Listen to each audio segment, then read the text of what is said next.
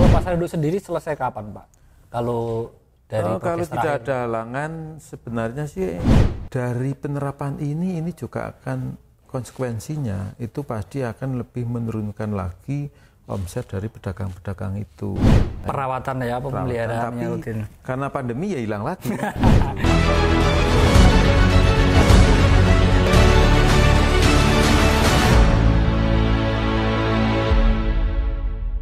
Oke, terima kasih. Selamat siang pemirsa Suara Merdeka TV.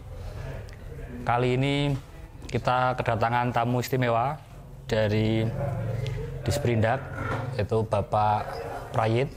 Selamat siang Pak Prayit. Selamat siang. Di studio kami. Pak, ke siang kali ini nanti kita akan bincang-bincang seputar pembangunan pasar induk dan semua pasar yang ada di Wonosobo, karena di bawah kewenangan beliau yang kebetulan Kepala Bidang Pasar ya Pak? Kepala Bidang Pasar. Kepala Bidang Pasar.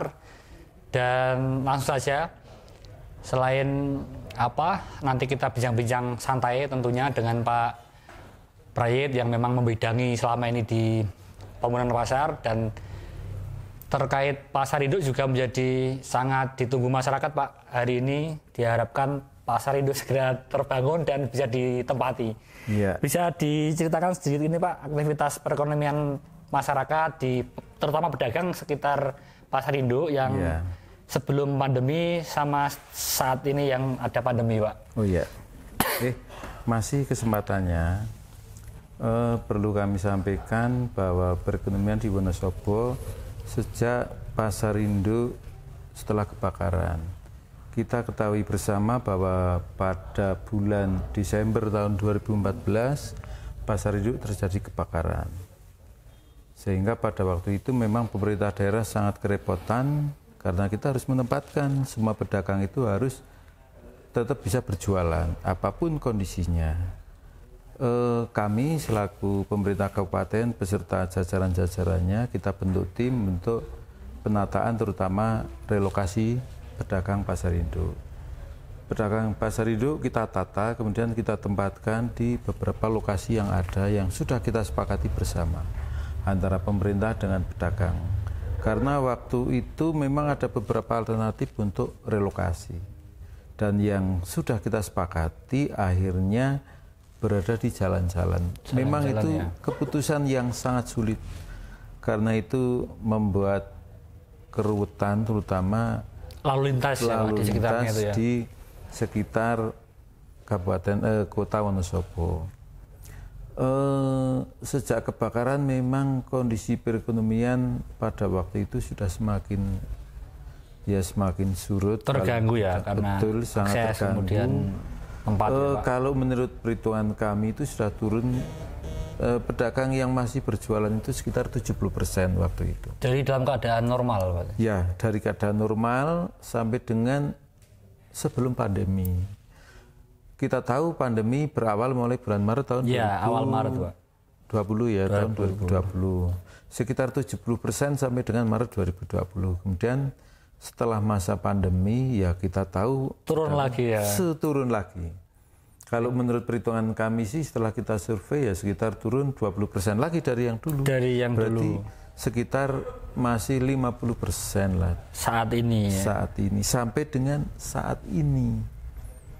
Itu kondisi di seputar pasar induk. Apalagi sesuai dengan protokol kesehatan bahwa karena kita menghindari pasar itu jangan sampai terjadi klaster-klaster baru, kita sudah menerapkan sesuai dengan anjuran pemerintah kabupaten.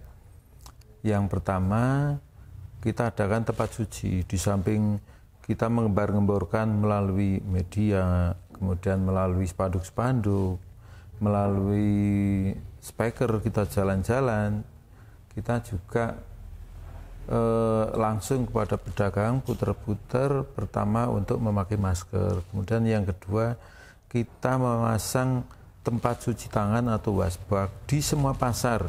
Di setiap pintu masuk pasar kita pasang. Bahkan khusus di pasar induk, karena pasar induk itu kondisinya masih semrawut, kita pasang sekitar 15 di wasbak. Titik, 15 titik ya di pasar 15 titik di pasar induk.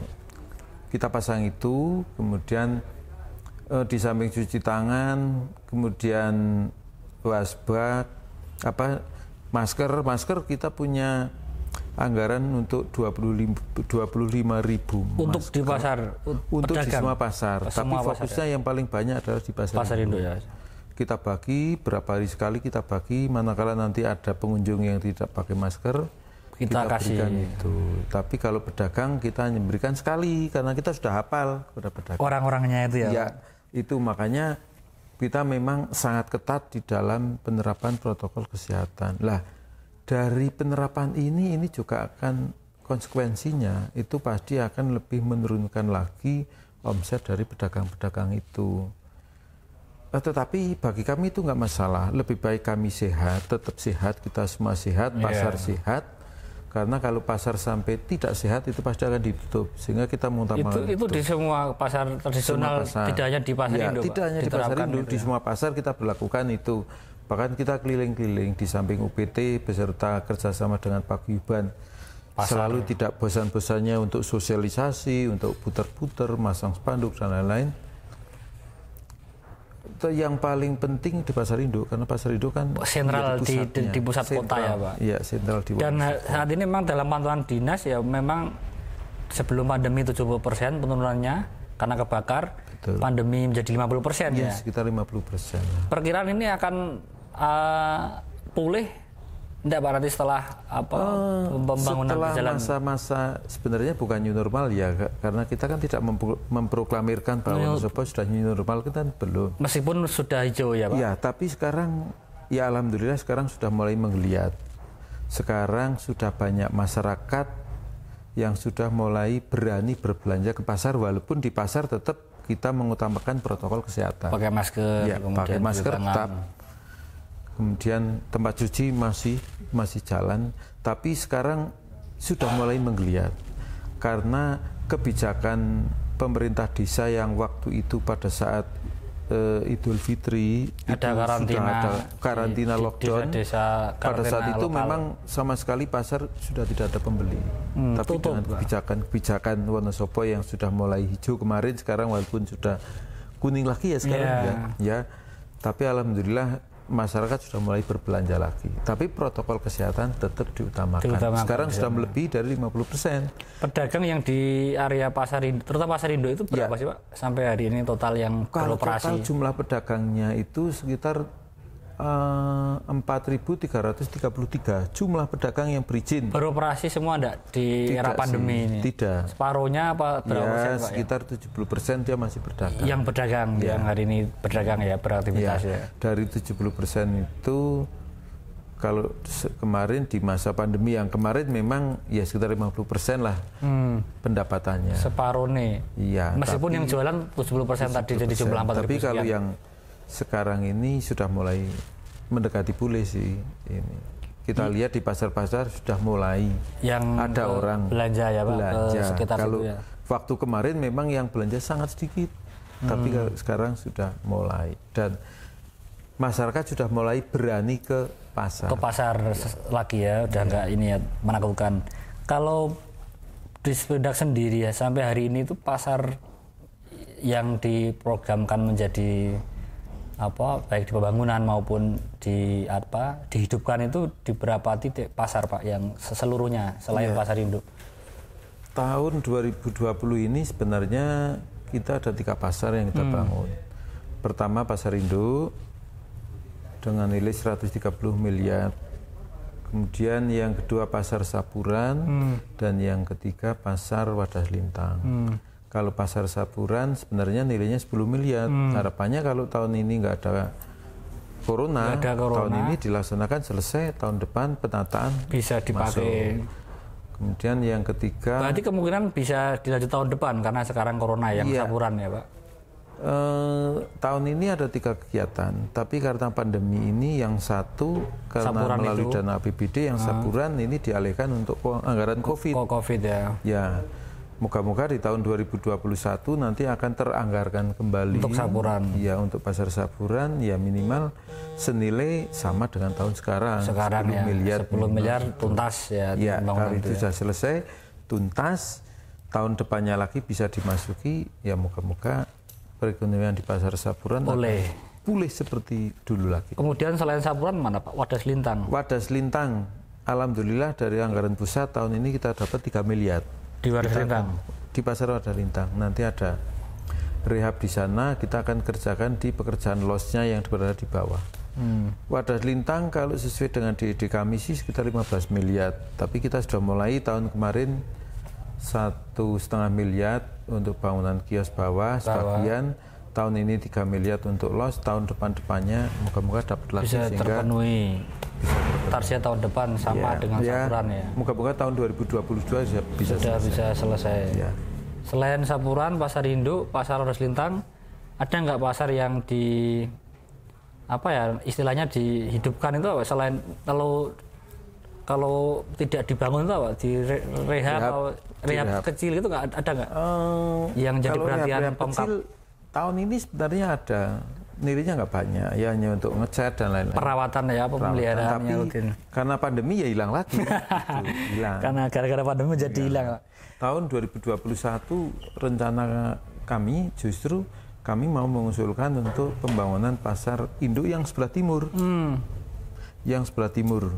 Untuk mengimbangi pasar induk yang sebelah barat, kita mau merencanakan usulan untuk rehab pasar induk yang sebelah timur. Kalau sisi konstruksi teknisnya itu masih kuat. Masih kuat, tetapi tapi perlu kita sesuaikan dengan bentuk yang bangunan baru agar berimbang dengan yang sebelah barat. Sebelah barat ya. Kami khawatir barat semi modern yang sebelah timur enggak, nanti yang pedagang berada di sebelah timur nggak mau. Tidak ini ya Pak, tidak matching juga ya. Betul, secara konstruksi. Biar matching antara barat dan timur.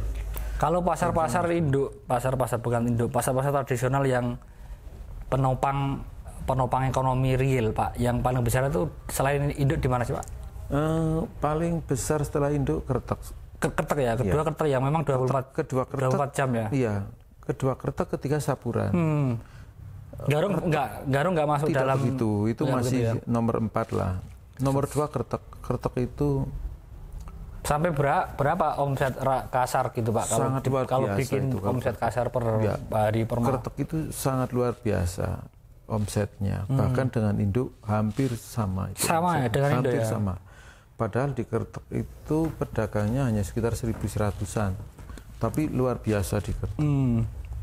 Kita sedang menghitung tapi ini belum selesai. Omsetnya selesai ya? Sebenarnya berapa sih yang beredar di Kretek setiap harinya? Karena Kretek itu kalau induk kan hanya pasar sekali dari pagi sampai sore.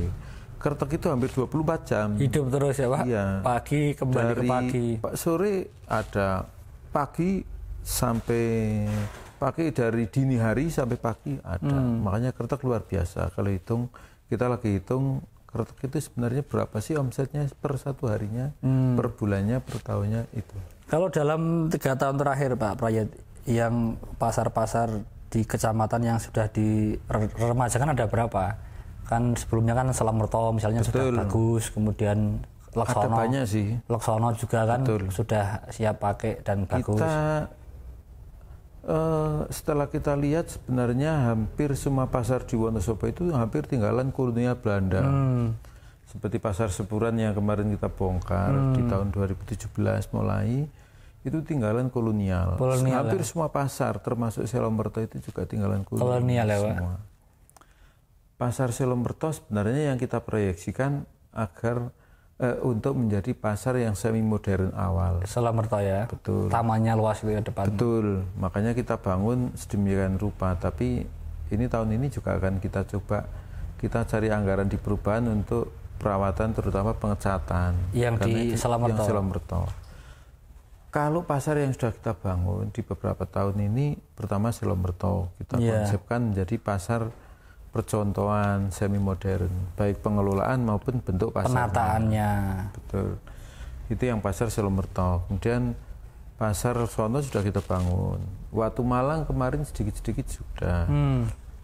Yang belum sama masuk kali mana Pak? Yang Kepil. Belum Garung ini. Garung ya. Kepil bahkan baru kemarin sudah selesai. Selesai ya. Kalau Kalibawang pasar juga. Kumuh menjadi pasar yang sekarang sudah tertata. Lumayan lah di sana. Kalibawang kebetulan sana belum pasar daerah, masih belum pasar ya, desa. Masih desa ya Pak. Kita belum bisa ngatur itu. Kejajar sedikit baru sedikit, tapi kita usulkan kembali di 2021 atau 2022 moga-moga keluar nanti kita yang kejajar ya. Kalau Garung ya, Pak, memang anggarannya rada besar itu mungkin tahun berikutnya. Karena harus mindah ini ya, jalur juga di terminal angkot, kemudian banyak. Sana berapa sih Pak pedagang di Garung? Garung hampir sama dengan di Kertek. Hampir tapi sama ya. Sana kan hanya harian, pasaran, artinya hanya 5 hari sekali. Tapi kalau Kertek kan harian, 5 harian. Seperti Pasar Induk, Saburan itu. Ya Pasar Garung ada yang sudah harian tapi sedikit. Di Garung ya Pak? Ya, tapi sedikit baru. Sana lebih hidup secara pedagang sayur ya, memang terutama sayurnya yang ya. Harian sayur. Kalau yang lainnya masih pasaran. Pasar-pasaran ada Kliwon, Wage ya Pak. Oke, terima kasih Pak Prayit waktunya. Sesi pertama ini kita jeda setelah pesan-pesan berikut ini. Oke, terima kasih. Kita lanjut sesi bincang-bincang dengan Pak Prayit untuk bahas putar pasar. Pak Prayit, jadi di Wonosobo itu kan memang salah satu sektor pentingnya itu kan pengembangan di sektor pasar ya Pak. Ya. Sampai hari ini kebijakan pemerintah daerah untuk benar-benar menghidupkan pasar sejauh mana Pak? Bisa diceritakan? Kebijakan pemerintah daerah khususnya di dalam pembangunan pasar di tahun 2020 sebenarnya pasarnya itu ada 3 yang dibangun, tapi di masa pandemi ini ada 1 yang ditunda ya. Masih ada 2, itu Pasar Induk dan Pasar Wadas Lintang. Untuk Pasar Induk itu sendiri, bahwa Pasar Induk dibangun senilai 139,9 miliar. Ini dibangun selama 2 tahun. Tahun 2019 dengan anggaran 76 miliar kita sudah selesai 100% ya. Untuk tahun 2019. Nilainya 76, sekian miliar. Ya. Itu berupa bangunan struktur semuanya. Kemudian di tahun 2020 ini masih ada 63 miliar. Ini untuk bangunan arsitek, MEP dan lain-lain. Untuk aksesoris dan lain-lain. Ini jangka waktunya sekitar 10 bulan. Berawal mulai bulan Februari dan insya Allah nanti di awal Desember kalau tidak ada halangan insya Allah akan selesai. Dan tahun depan harapannya setelah selesai nanti akan kita tempatkan ya. Ya harapannya itu. Selama ini belum menempati tempatkan. Ya. Kalau Pasar Induk sendiri selesai kapan Pak? Kalau dari kalau tidak ada halangan sebenarnya sih SPK-nya itu di dalam SPK-nya itu berakhir pada tanggal 25 November. Kalau tidak ada halangan. Tapi karena tahun ini kan kebetulan ada COVID.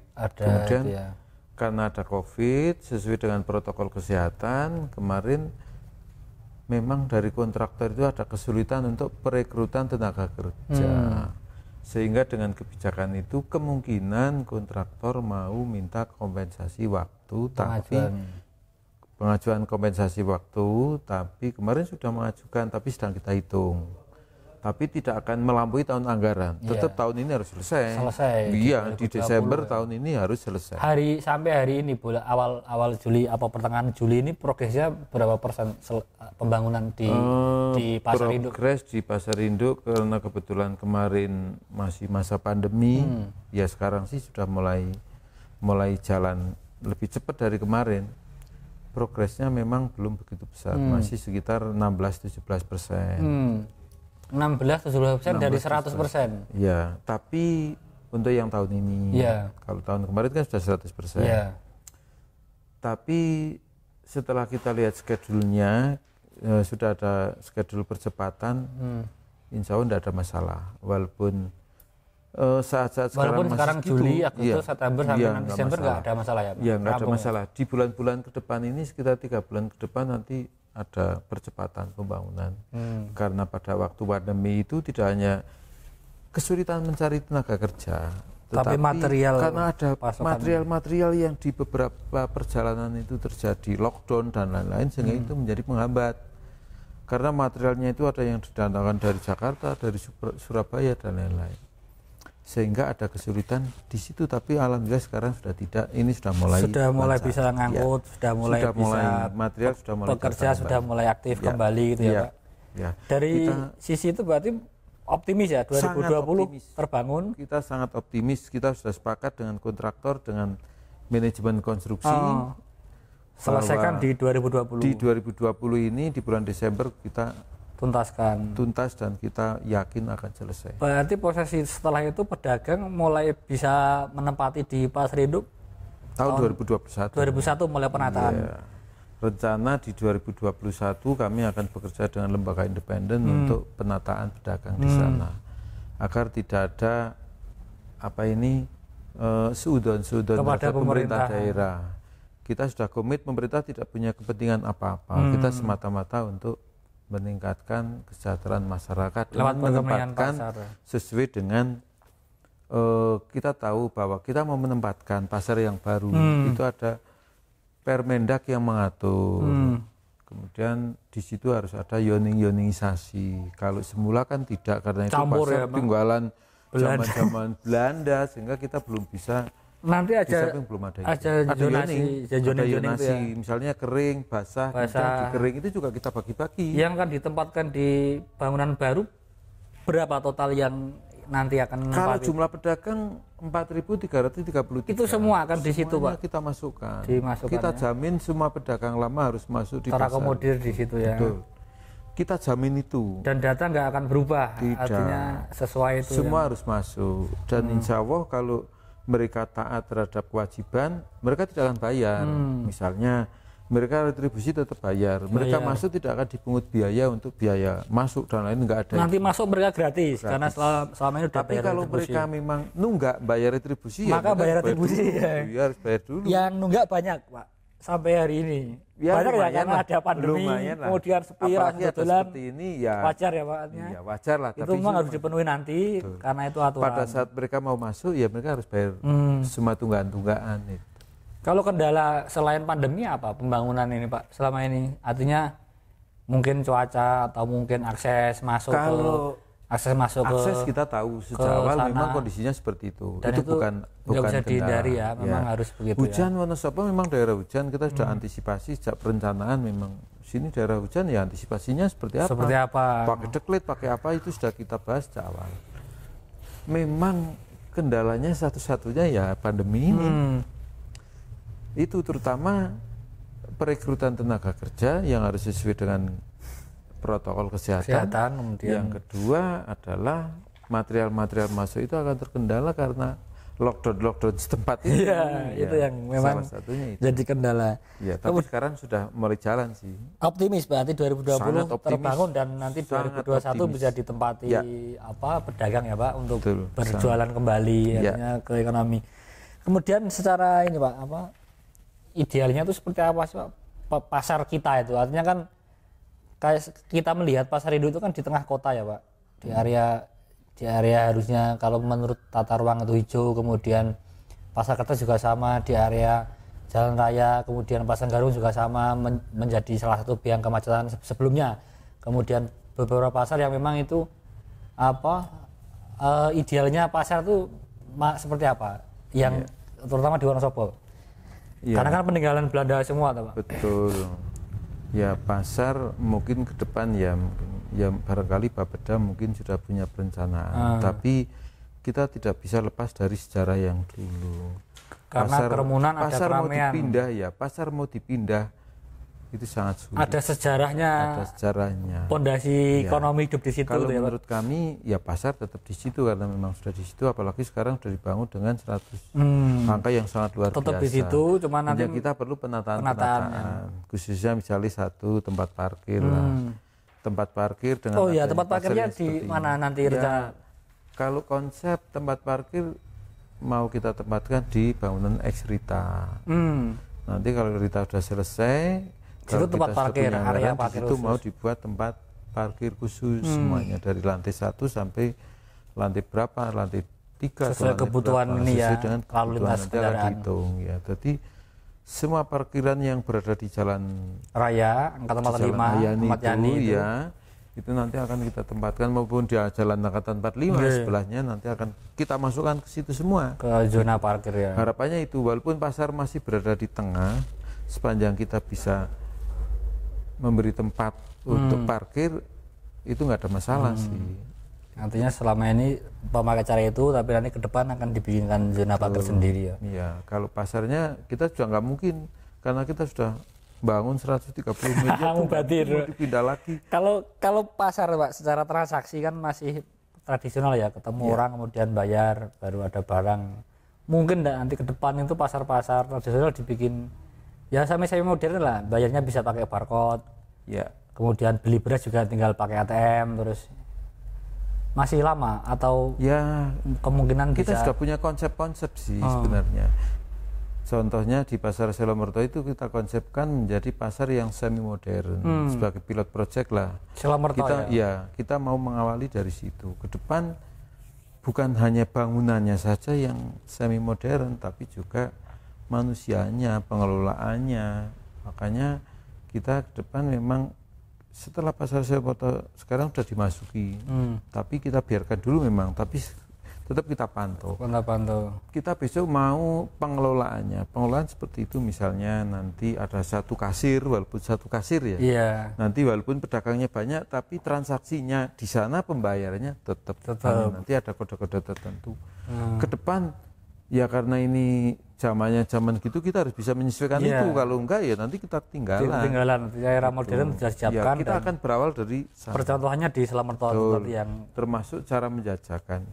Kita pelajari kalau toko-toko modern misalnya Indomaret, Alfamart, itu yang menarik pertama kan pelayanannya. Bangunannya bagus, ada AC-nya, di samping itu pelayanannya juga bagus. Kebetulan di sana kalau wanita ya cewek cantik, laki-laki ya bagus itu. Artinya rapi. Tapi kita tidak akan merubah itu, tapi kita rubah bentuk pelayanannya. Misalnya pedagang di satu pasar, misalnya ada 200 orang, kita coba misalnya hari ini pakai seragam ini pedagangnya, hari besok pakai seragam apa, besoknya apa, khusus pedagangnya.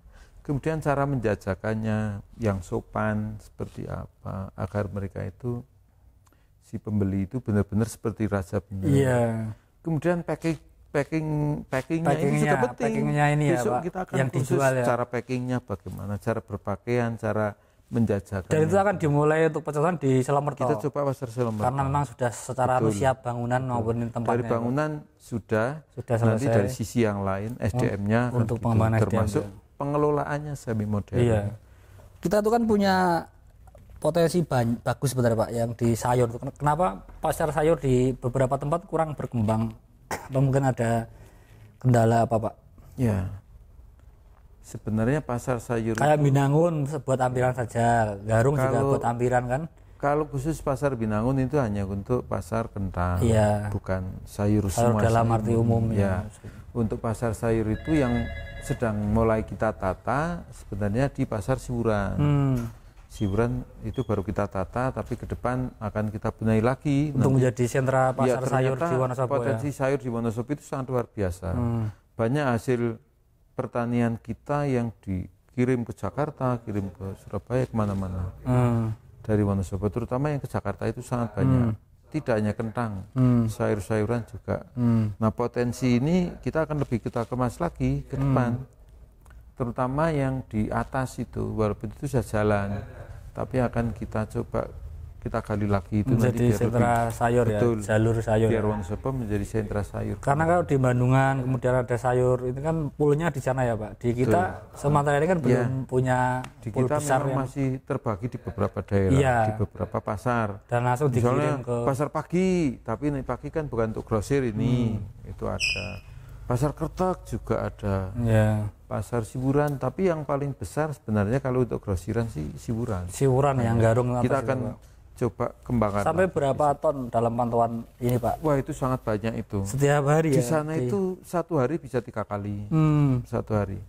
Pengiriman. Jam 2 malam, sore hari ada, malam ada, pagi ada. Di sana ada 3 shift. Di sana kan sangat luar biasa. Jadi potensinya besar ya Pak. Sangat luar biasa. Semua hasil bumi, hasil pertanian yang ada di daerah yang sekitarnya itu di situ semua.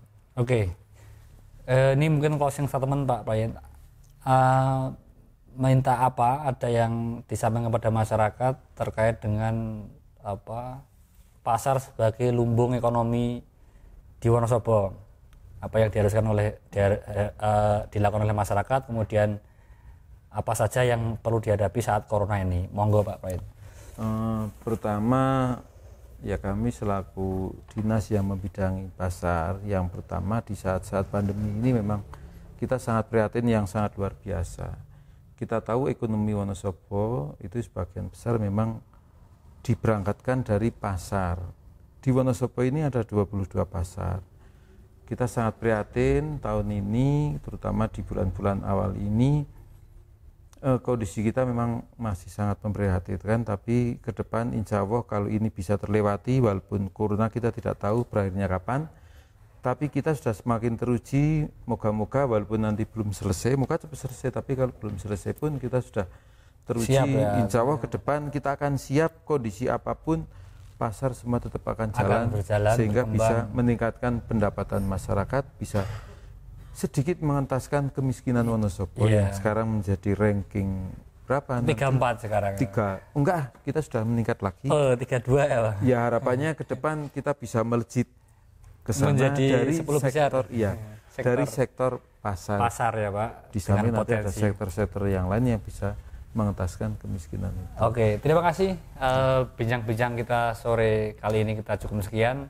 Terima kasih Pak Prayit kehadirannya. Nanti lain waktu kita ngerepoti lagi teman-teman Suara Merdeka. Terima kasih pemirsa Suara Merdeka TV. Selamat sore, salam sejahtera. Jika ada salah, mohon maaf. Assalamualaikum warahmatullahi wabarakatuh.